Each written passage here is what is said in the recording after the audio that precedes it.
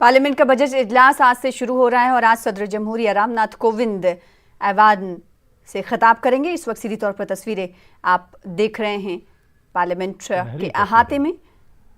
PM Modi, सदर जमहूरिया आप देख सकते हैं लोकसभा टीवी पर। सदर जमहूरिया रामनाथ कोविंद, नायब सदर जमहूरिया एम वेंकैया नायडू, वजीर आजम नरेंद्र मोदी। बहुत महत्वपूर्ण दिन, बहुत महत्वपूर्ण परंपरा। तमाम लोग पार्लियामेंट की जानिब गामजन और इस वक्त पार्लियामेंट और बहुत ही शुभ अवसर में एंटर होते हुए तमाम लीडरान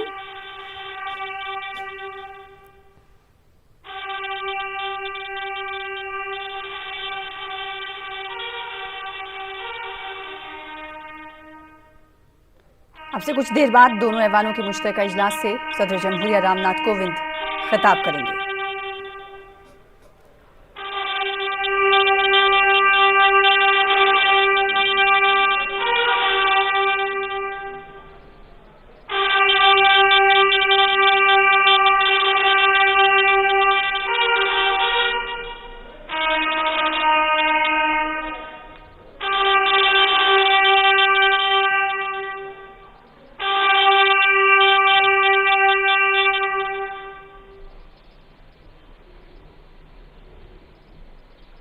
सदर जमहूरिया नायडू भी उनके हमरा मौजूद हैं।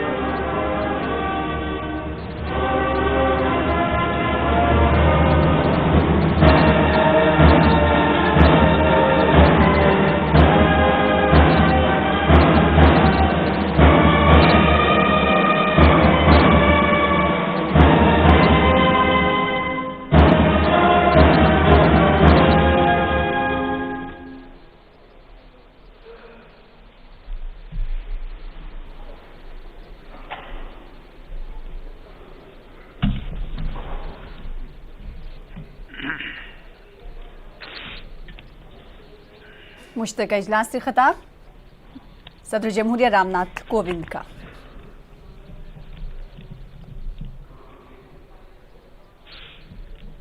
माननीय सदस्यगण, कोरोना वैश्विक महामारी के इस दौर में हो रहा संसद का ये संयुक्त सत्र बहुत महत्वपूर्ण है। नया वर्ष भी है, नया दशक भी है और इसी साल हम आज़ादी के 75वें वर्ष में भी प्रवेश करने वाले हैं।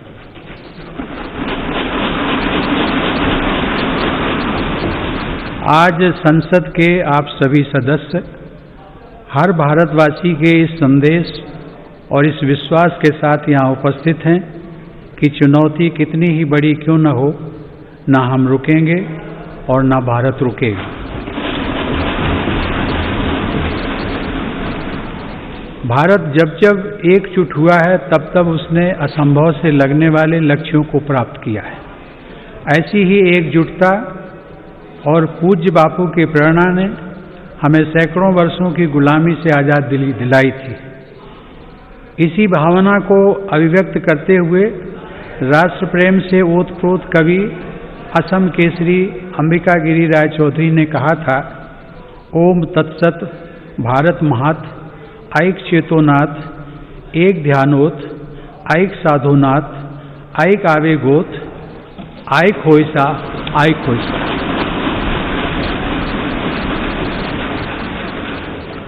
अर्थात भारत की महानता परम सत्य है। एक ही चेतना में, एक ही ध्यान में, एक ही साधना में, एक ही आवेग में, एक हो जाओ, एक हो जाओ। आज हम भारतीयों की यही एकजुटता, यही साधना देश को अनेक आपदाओं से बाहर निकाल कर लाई है। एक तरफ कोरोना जैसी वैश्विक महामारी, दूसरी तरफ अनेक राज्यों में बाढ़, कभी अनेक राज्यों में भूकंप, तो कभी बड़े बड़े साइक्लोन, टिड्डी दल के हमले से लेकर बर्ड फ्लू तक देशवासियों ने हर आपदा का डटकर सामना किया है। इसी काल में सीमा पर भी अप्रत्याशित तनाव बढ़ा। इतनी आपदाओं से इतने मोर्चों पर देश एक साथ लड़ा और हर कसौटी पर खरा उतरा। इस दौरान हम सब देशवासियों के अप्रतिम साहस, संयम, अनुशासन और सेवा भाव के भी साक्षी बने हैं। महामारी के खिलाफ इस लड़ाई में हमने अनेक देशवासियों को असमय खोया भी है। हम सभी के प्रिय और पूर्ववर्ती राष्ट्रपति प्रणब मुखर्जी का निधन भी कोरोना काल में हुआ। संसद के 6 सदस्य भी कोरोना की वजह से असमय हमें छोड़कर चले गए। मैं सभी के प्रति अपनी विनम्र श्रद्धांजलि अर्पित करता हूँ। माननीय सदस्यगण, हमारे शास्त्रों में कहा गया है, कृतम में दक्षिणे हस्ते जयो में सव्य आहिता, अर्थात हमारे एक हाथ में कर्तव्य होता है तो दूसरे हाथ में सफलता होती है। कोरोना महामारी के इस समय में जब दुनिया का प्रत्येक व्यक्ति, हर देश इससे प्रभावित हुआ, आज भारत एक नए सामर्थ्य के साथ दुनिया के सामने उभर कर आया है। मुझे संतोष है कि मेरी सरकार के समय पर लिए गए सटीक फैसलों से लाखों देशवासियों का जीवन बचा है। आज देश में कोरोना के नए मरीजों की संख्या भी तेजी से घट रही है और जो संक्रमण से ठीक हो चुके हैं उनकी संख्या भी बहुत अधिक है। माननीय सदस्यगण, जब हम बीते एक वर्ष को याद करते हैं तो हमें स्मरण होता है कि कैसे एक ओर नागरिकों के जीवन की रक्षा की चुनौती थी तो दूसरी तरफ अर्थव्यवस्था की चिंता भी करनी थी। अर्थव्यवस्था को संभालने के लिए रिकॉर्ड आर्थिक पैकेज की घोषणा के साथ ही मेरी सरकार ने इस बात का भी ध्यान रखा कि किसी गरीब को भूखा न रहना पड़े। प्रधानमंत्री गरीब कल्याण योजना के माध्यम से 8 महीनों तक 80 करोड़ लोगों को 5 किलो प्रति माह अतिरिक्त अनाज निःशुल्क सुनिश्चित किया गया।